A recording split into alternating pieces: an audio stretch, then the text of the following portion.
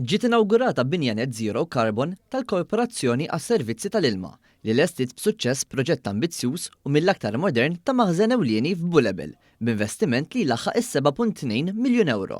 Il-Korporazzjoni għas-Servizzi tal-Ilma issa se tkun qed tagħmel użu minn teknoloġija innovattiva li se twassal għal aktar tisħiħ u livelli ogħla ta' sostenibilità fl-operat tagħha.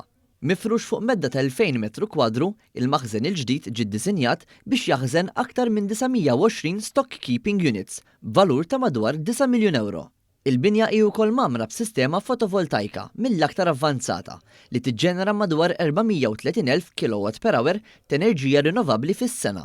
Din il-ġenerazzjoni ta' enerġija rinnovabbli tisboq bisħieħ l-ammont ta' enerġija neċessarja għall-operat tal-faċilità nnifisha.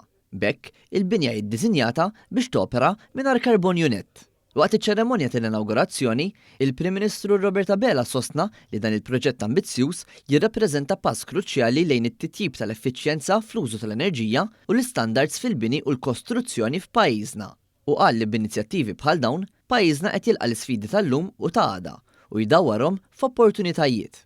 Bħalli kieku qisna nibdew immexxu lil dan il-pajjiż il-bieraħ ħatem dik l-istess enerġija, anzi, enerġija miżjuda, ħeġġa, entużjażmu u kif qal Karl aktar qabel laċċ għal pass li jmiss, għal what's next. U anka fuq livell ta' Water Services Corporation jien se nħabbar xejn Karl illejla, imma naf li hemm pjanijiet li huma verament interessanti anka x-xhur li ġejjin li mhux dejjem inħarsu lejn dak li ħadem tradizzjonalment, dak tajjeb li nibqgħu nibnu fuq, ma wkoll inħarsu lejn mudelli u kunċetti ġodda. Dr. Abela żied jgħid li dan il-proġett huwa allineat mal-Viżjoni Malta 2050 li tħaddam bisħieħ is-sostenibilità bħala pedament fl-iżvilupp ta' Malta biex jiġi żgurat futur aktar aħdar għal ġenerazzjonijiet futuri. Fl-istess waqt, utenna l-impenn kontinju tal-Gvern li jwettaq il-bidliet neċessarji biex pajjiżna jkompli jimxi l-qudiem lejn kwalità ta' ħajja aħjar. Qal li l-Gvern se jkun fuq quddiem nett biex jmexxi bl-eżempju fit-tħaddim ta' inizjattivi ambjentali.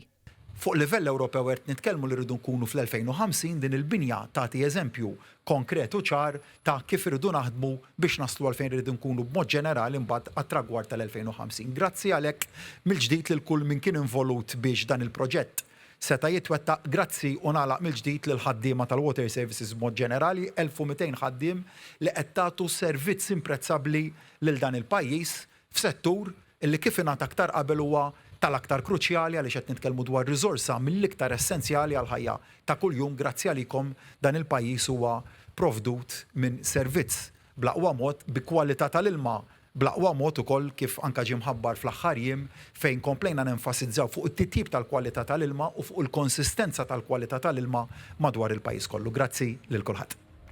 F'din l-okkażjoni tkellmet ukoll il-Ministru għall-Ambjent, l-Enerġija u l-Indafa Pubblika Miriam Dalli li sostniet li Net Zero Carbon Warehouse hi proġett li tirrappreżenta gvern li jmexxi bl-eżempju biex anke l-privat, inkluż f'industriji oħrajn, huma wkoll jinvestu fi prattiċi sostenibbli. Il-kap eżekuttiv tal-Korporazzjoni għas-Servizzi tal-Ilma, Karl Cilja, qal li din il-faċilità l-ġdida tfisser ħafna aktar minn investiment fl-infrastruttura għax hu investiment fl-effiċjenza, fis-sostenibilità u f'servizz ta' eċċellenza.